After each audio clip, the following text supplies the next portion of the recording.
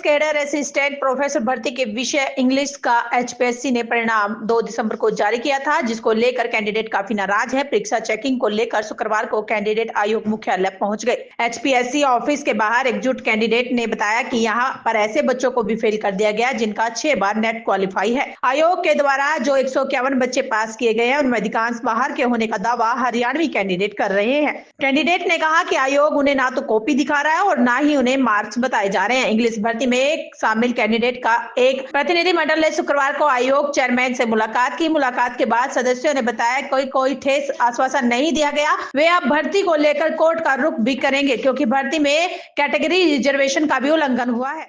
आज आप एचपीएससी के बाहर इकट्ठे हुए, क्या कारण है बताएंगे जरा? आज हम शांतिपूर्ण प्रदर्शन के लिए बाहर इकट्ठा हुए हैं।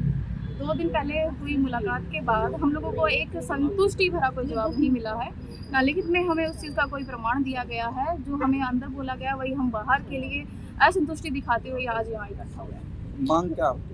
मांग हमारी ये है कि पारदर्शिता दिखाई जाए, साथ में हमें हमारी आंसर शीट या फिर मार्कशीट सबसे पहले, और उसके साथ अलॉन्ग विद हमारी आंसर शीट जो हम सभी यहाँ पर इकट्ठा हुए हैं जिन्होंने अपना पूरी मेहनत से हर शिद्दत से 15 क्वेश्चन तक भी लिखे हुए हैं, और वो हमें ये कह रहे हैं कि आप लोगों ने 35% भी एलिजिबिलिटी का क्राइटेरिया पार नहीं किया है। और ये वो लोग हैं जिन्होंने सब कुछ किया है, और ये सब यहाँ बैठे हुए जेआरएफ AIR हैं और सब यहाँ पर स्कॉलर्स हैं, PhD स्कॉलर्स हैं, इवन टीचर्स भी हैं, प्रोफेसर्स भी यहाँ आए हैं जो बड़े बड़ी यूनिवर्सिटीज़ में, PU जैसी यूनिवर्सिटीज़ में पेपर्स चेक करते हैं। उन्हें नहीं आया एक क्वेश्चन पेपर लिखना, ये कैसे आप हम सब के लिए एक बड़ा सवाल है। एचपीएससी का क्या कहना है? एचपीएससी का कहना है कि आपकी यूनिवर्सिटी और एजुकेशन के मामले में वो बहुत ही नेग्लेक्ट कर रहे हैं बच्चों को भी। वो शुरुआत से ही आपका जो बेस है वो बनाया नहीं गया है, ना आपको एजुकेशन यूनिवर्सिटी से अच्छी मिली है, ना स्कूलिंग से अच्छी मिली है, और अब आपको यहाँ आकर के हमें ये बोलने का हक भी नहीं है कि आप 35% से आपकी क्या मांग है? अब आपकी हमारी मांग यही है कि पारदर्शिता दिखाई जाए। जो 151 कैंडिडेट्स हैं along with everyone, answer sheet को बिल्कुल जायजे से हम सबको दिखाया जाए, हमारे बाइफर्केशन दिखाई जाए कि किस मुद्दे को, किस चीज़ को लेकर के उन्होंने हमारी मार्कशीट में या फिर आंसर शीट में हमें मार्किंग दी है, जो हमें बिल्कुल किसी भी इंसान को क्लियर नहीं है। इंग्लिश एक ऐसा सब्जेक्ट है जो एक लिटरेचर बेस्ड, और जिसमें हम कोई भी फॉर्मूला नहीं पुट करते हैं।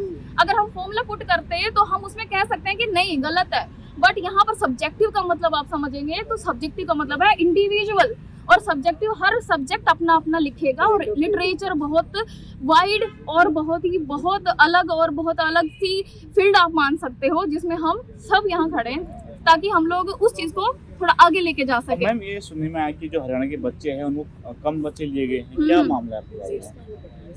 2400 में से टोटल 613 सीट्स हैं, जिनके ऊपर 4800 बच्चों ने एग्जाम दिए थे। 2400 ने क्लियर किया था, जिसमें से 200 कैंडिडेट देने नहीं आए थे। 2200 कैंडिडेट्स ने दिया, जिसमें से डायरेक्ट एक रिजल्ट आता है, जिसमें से 151 कैंडिडेट जो है वो फाइनल हो जाते हैं एकदम से, without any notice, without any being. तो ये हमारा मुद्दा है कि वो कैसे और हम कहाँ हैं। हरियाणा से सर 1% बच्चा है। आप यहाँ पे इकट्ठे हुए हैं, बताएंगे जरा? सर दरअसल 1.5 साल पहले, तकरीबन 2 साल के प्रोसीजर के बाद 1.5 साल पहले भर्तियां निकाली जाती हैं। 4800 सीट के जो हैं 4800 कैंडिडेट 613 असिस्टेंट प्रोफेसर की भर्ती के लिए आवेदन देते हैं। 4800 विद्यार्थी उसके लिए पेपर देते हैं, उनमें से 2400 का जो है पेपर फर्स्ट फेज में क्लियर होता है। 2400 में से 2200 सब्जेक्टिव एग्जाम देने के लिए जाते हैं। अब 2200 में से जो रूल एडवर्टीजमेंट में लिखा था कि 613 कैंडिडेट हैं, उसके दुगने अभ्यर्थी यहाँ बुलाए जाएंगे, यानी 1226 एक तरीके से यहाँ बुलाए जाने थे। लेकिन एकदम अचानक रिजल्ट आता है कि आपके 151 विद्यार्थी ही सिलेक्ट हुए हैं, जिनमें से हरियाणा के 1% भी बच्चा नहीं है, और उससे भी बुरी स्थिति है आरक्षित वर्ग का कोई बच्चा इसमें नहीं है।